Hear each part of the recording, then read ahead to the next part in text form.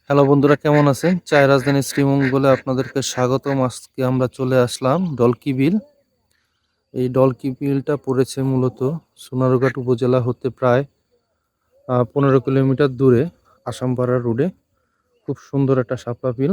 আহ, তো আমার সাথেই থাকুন, আমি আপনাদেরকে এই শাপলা বিলের বিভিন্ন অংশ বা বিভিন্ন দিকে ঘুরিয়ে ঘুরিয়ে দেখাবো। খুব সুন্দর একটা বিল।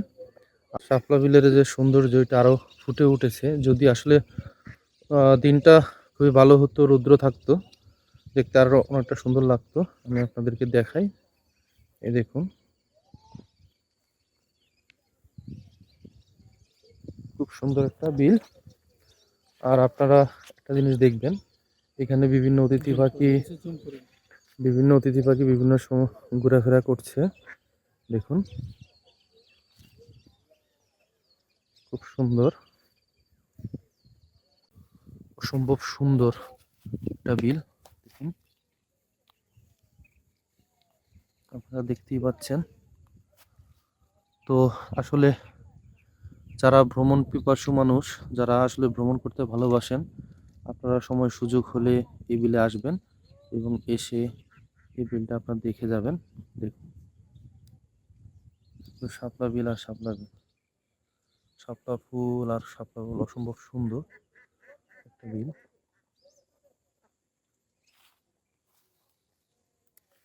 প্রাকৃতিক একটা দান বলতে পারেন, প্রকৃতির একটা অপূর্ব অপূর্ব লীলাও বলতে পারেন।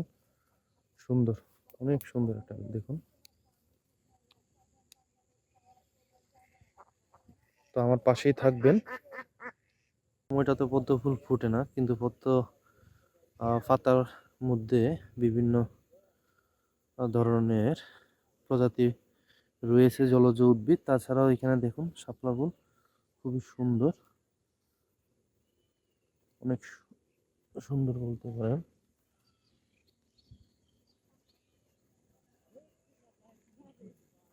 শাপলা ফুল।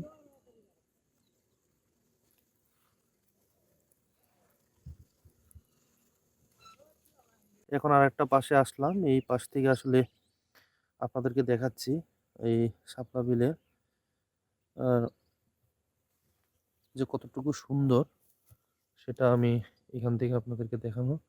এই শাপলা বিল দেখে বন্ধুরা, আহ, আসলে আমরা যেটা উপলব্ধি করি, বা বিশেষ করে আমি যেটা মনে করছি, সেটা হচ্ছে প্রকৃতির কাছেই আমাদের অনেক কিছু শেখার আছে। প্রকৃতির যে অবদান, তার নিজস্ব গতিতে যে চলাফেরা, বা আমাদের জীবনে দেওয়ার মতো অনেক কিছুই আছে।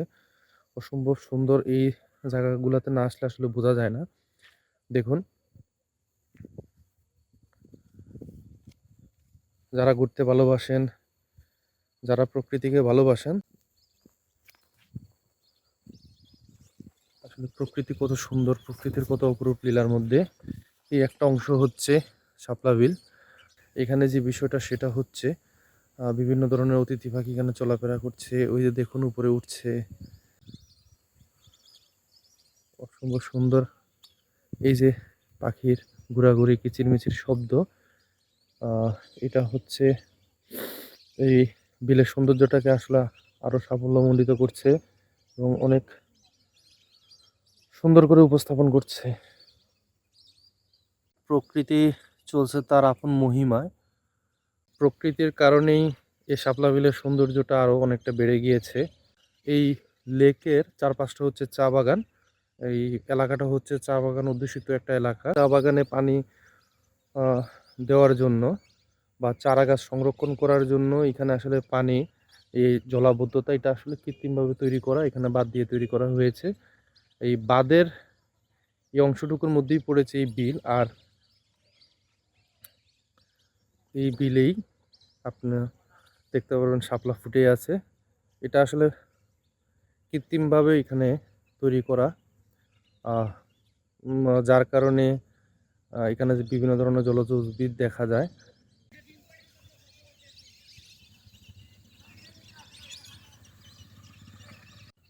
শীতের ঘন কুয়াশার মধ্যে ফুটন্ত শাপলা ফুল যে কোনো মানুষের মনকে বিমোহিত করবে।